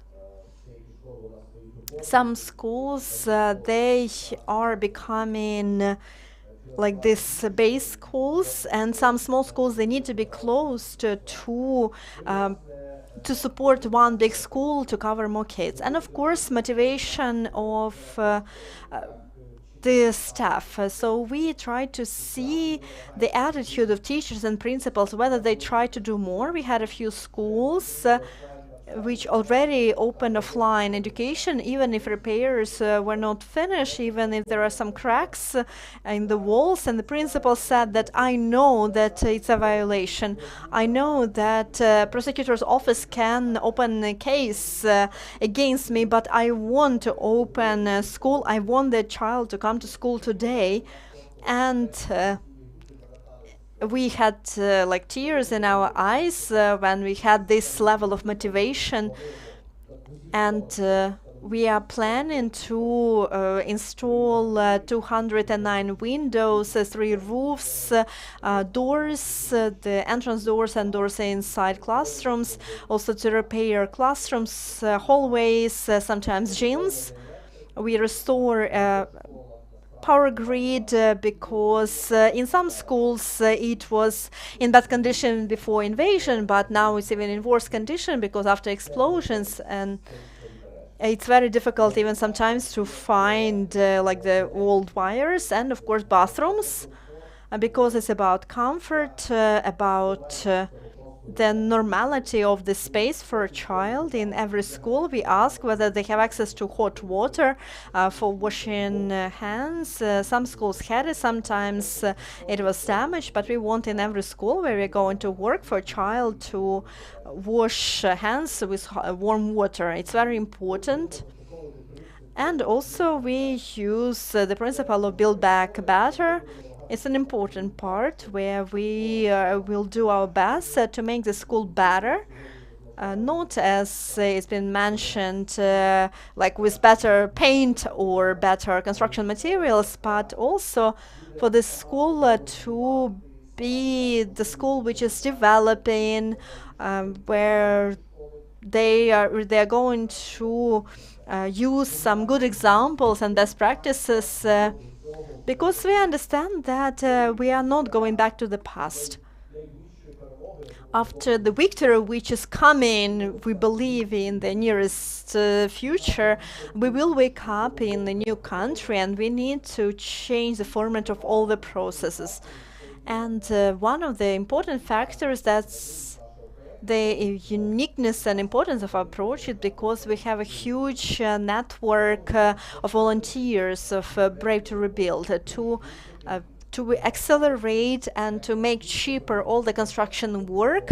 We are going to engage our volunteers, and we have, let's say, regular students or office workers, but at the same time we have professional construction workers from Ukraine and from other countries. We have volunteers from more than 20 countries from Europe, North America, and even Japan. And by working together, we are hoping to do everything to do it better, but we also want to engage volunteers from the communities themselves, for citizens, parents to be engaged, to restore the school, and for them to understand that this is something that they are doing together. And here you can see timeline, what we managed to calculate. We were told that it's unrealistic, but we believe in our plan. We have good professionals in our team, and we believe that by the 1st of September, maybe a little bit later, because construction is an unpredictable process, but we hope to finish all the main works by the 1st of September. then we give ourselves a bit more time for additional procurements, because we hope that we will manage to save some funds, and we will manage to buy some better equipment, better furniture, or some things which will make the educational process better. And today I will show you later, we'll prepare architectural design, where together with principal and parents we are going to discuss how their school is going to look. Because if we use the principle build that back better, we will try not to be external partner who will decide everything on their own. No, we want to work together for the school to understand how the school is going to change and how they're going to develop in the future. Thank you very much, Vitaly. I really support your approach, and maybe you will actually show us what this Build Back Better means in education. And I'm really grateful to all our partners, FPI, you lead the European Commission, and for supporting an organization like yours. Let's move forward from hardcore infrastructure to more soft project. So Anna Putsova from Save Ed. So we'll talk about this. So you can interrupt me if necessary. I can talk forever about digital centers, which we develop, but today I'll be short. And let me say a few words about our fund, Save Ed. That's an international charity fund which aims at restoring access to education to kids from the occupied communities and communities which suffer from the hostilities of the wars. So sometimes these are not infrastructural solutions or buying gadgets. Sometimes it's just very important to come to the community to meet the team, the principal from educational department, and to show that somebody cares, and we are ready to help them and help them keep working. Our main directions, that's reconstruction and of schools, shelters, digital centers that we are going to discuss today, technical assessment of damage, developing new strategies, programs, analytical analysis, and UActive program. This is a very important element of our work, because we believe that teenagers and high schoolers who are now in Ukraine, and not only in Ukraine, they actually will be responsible for Build Back Better. They will only understand, they will see like what it means, because these are the people who will make decisions which are important for the future of Ukraine. And so we are trying to teach them what local governments is and how to make their community better. If we talk about digital educational centers, I will give you some information about what it is and what experience we have, and then I will tell you what we are going to do in cooperation with ULEAD with Europe. So digital center is this first aid assistance to recover access to education. So our goal is to provide minimal access to education for kids. Mostly these are kids who were damaged during the war, which were occupied, or there are categories of kids, pupils of IDPs, or students in difficult life conditions who cannot participate in online education because everything they have, that's a phone of their parents. And that's the reason why we decided to help with these digital educational centers. And we have also experience in Чернігові region of creating centers like this in communities near the border, because only recently they managed to study offline, and before that they could study only online. And so what we offer in these centers, in the first place, these are places for individual work for students, this access to individual gadget, which they can use for education, support students during educational process, catch-up learning. So we want to fill in the gaps, to get into some topics which were difficult for kids to study on their own. We also allow to use this space for some after-school activities, and we engage partners who organize different creative activities, or to have like different levels of education.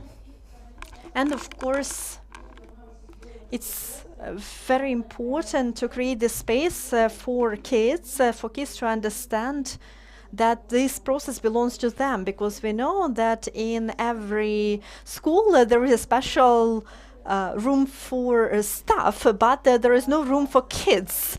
And so that's what we are trying to create. And also in those centers which already were created, what is popular is English.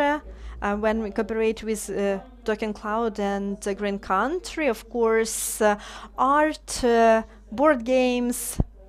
And it's a good point which I would like to emphasize, that now is the time when we need to also refill the school libraries. That's what we do in the centers as well. Also, so the professional orientation, and just to give kids space to be together. So who supports us and leads us to good result? We see in the pictures as, of course, furniture, space, books, and it's all very broad. But if you don't see the smile on the tutor's face, the space is worthless. So our tutors, they organize general administration of the centers. They provide organizational and methodological support for teachers, invited teachers and professors or trainers. They help kids to use gadgets. Also, we engaged teachers who teach kids in the school where teachers work. You can see before and after. This is in school number 3, so I advise you, if you haven't seen it, to see how we changed this space before and after. This is school number 20. Just 10 seconds that I'll take to explain. There was a time when the school had nothing, no windows, no doors, no heating. There was just our center, the small oasis where a teacher or parents or children could come. And they used this center in one small room. Basically, that one room hosted the entire school. This became a center of educational opportunity for them, essentially. Mihailo Kotyubinske is a town which was occupied, also has a similar center. If we look at the numbers of our centers, they are quite a telling characteristic of our work. There is a lot that still needs to be done, but we are proud of what we have accomplished, and we feel like this is a good result that we can still ramp up within the You Lead With Your project. Our centers are currently working across 3 oblasts, and we are planning to create 25 more centers like that in Kyiv, Chernihiv, Kharkiv, and Mykolaiv oblasts. We are planning to diversify communities based on criteria so that we reach communities with less than 30,000 people. We're going to look at infrastructure, the degree of destruction, of course, the number of students that we can service and help, take into account various categories, the opportunity to organize a building for the center, because when there are a lot of children in school, we wouldn't want to take away their learning space for other activities. And a very important element is the personal motivation of school staff and partnerships with local authorities. And that's the most important factor is always people. Thank you. Anya, thank you very much. I would like to point out that while in the previous project, there are already selected communities and schools. The Digital Learning Center project has this issue wide open, so you can speak with Anna about this issue during the break. Alexandra, ProSvit NGO, please let's go ahead with your presentation about an auspicious environment for children. Hello everyone, I'm waiting for the presentation to be launched, and I will start with the fact that the war, the pandemic, the full-scale invasion have been enormous challenges. But it makes us put out fires every single day. We are putting out those fires all the time. Everything is always urgent. This is what we are living in, day out. 9 years ago, ProSvit was established in response to the challenges that emerged. And we had faith that education is what can help us work with challenges, address those challenges, and build a steady, sustainable country.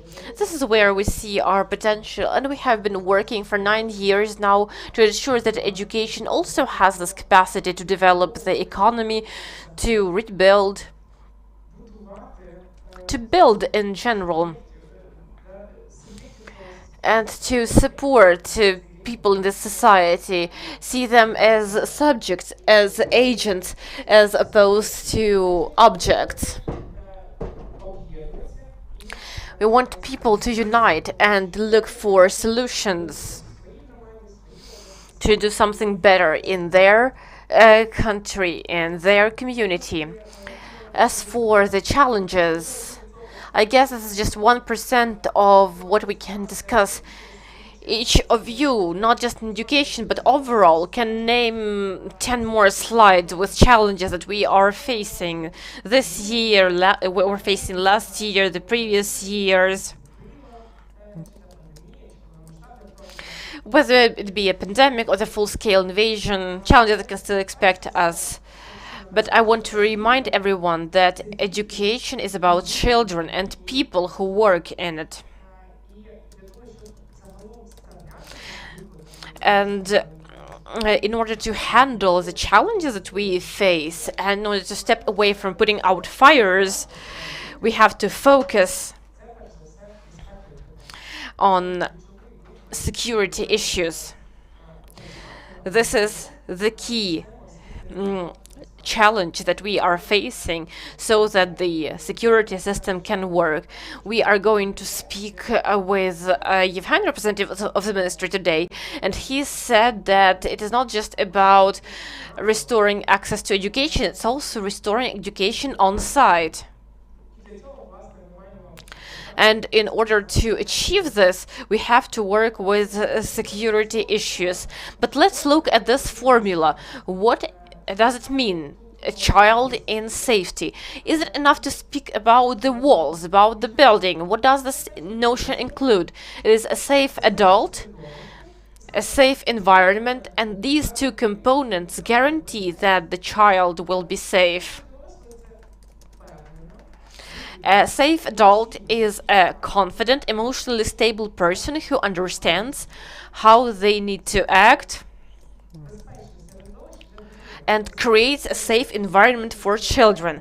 But a safe environment is not just about a shelter. Of course, it is primarily about a shelter now that we have martial law in the country and we have constant shelling by Russia. But it is also about the psychological security. Today, only under 4,000 educational establishments work on site. We also need to work about cybersecurity. Therefore, when we speak about this much remote learning, online learning, we shouldn't be avoiding the issue of cyberbullying, propaganda, or fraud, which can occur online. Therefore, speaking about security, about school, about challenges, this is a formula to bring back the child to safety, and we are ready to work on this issue comprehensively. How are we planning to do this? The 24th of February, and in general, our activity and the activity of representatives of Чернігів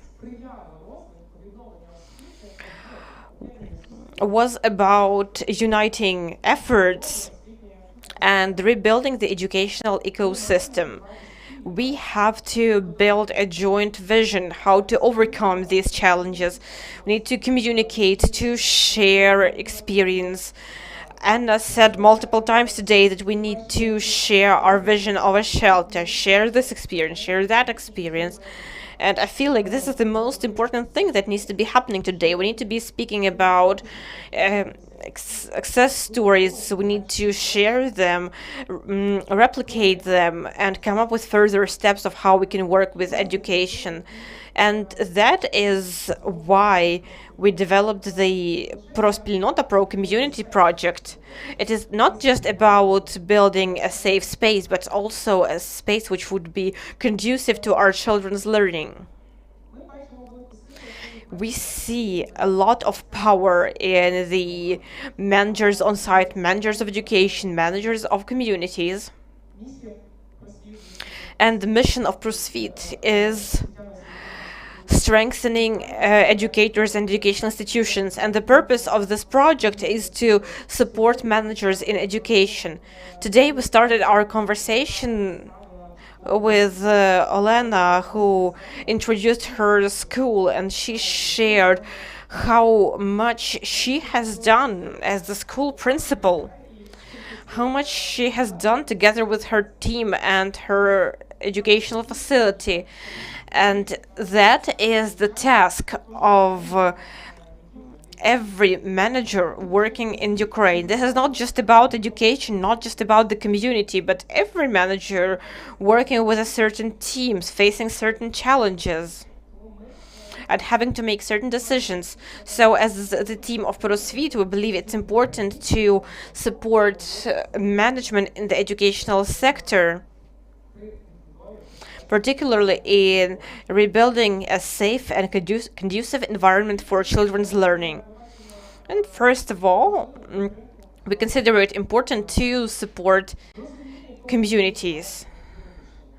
Looking at what is happening in legal terms, in sharing of opportunities, and in building an individual plan for development of the community in the challenges they face in their development, particularly in the restoration of the educational ecosystem. What is more, I'm not just talking about rebuilding, but sustainable development of the educational ecosystem. This is why we came up with consulting for communities and a number of activities for representatives of local self-government and educators in communities in order to cover certain issues in more depth and demonstrate some possibilities. The second point is formation of safe behavior skills. And when we're speaking about skills, we mean profound, large-scale work with people. We are not talking about just online learning. We are talking about going into the community and working together. And in order to achieve this goal, we have chosen the model. When we find experts in the community, we teach them And I think that people in communities also have something to share. Actually, people often know some solutions better and can implement them better. We can strengthen these experts and further strengthen communities with these experts, so that it wouldn't be just, experts come there, they tell people what to do, and they leave, and people don't know where to find opportunities, where to find experts.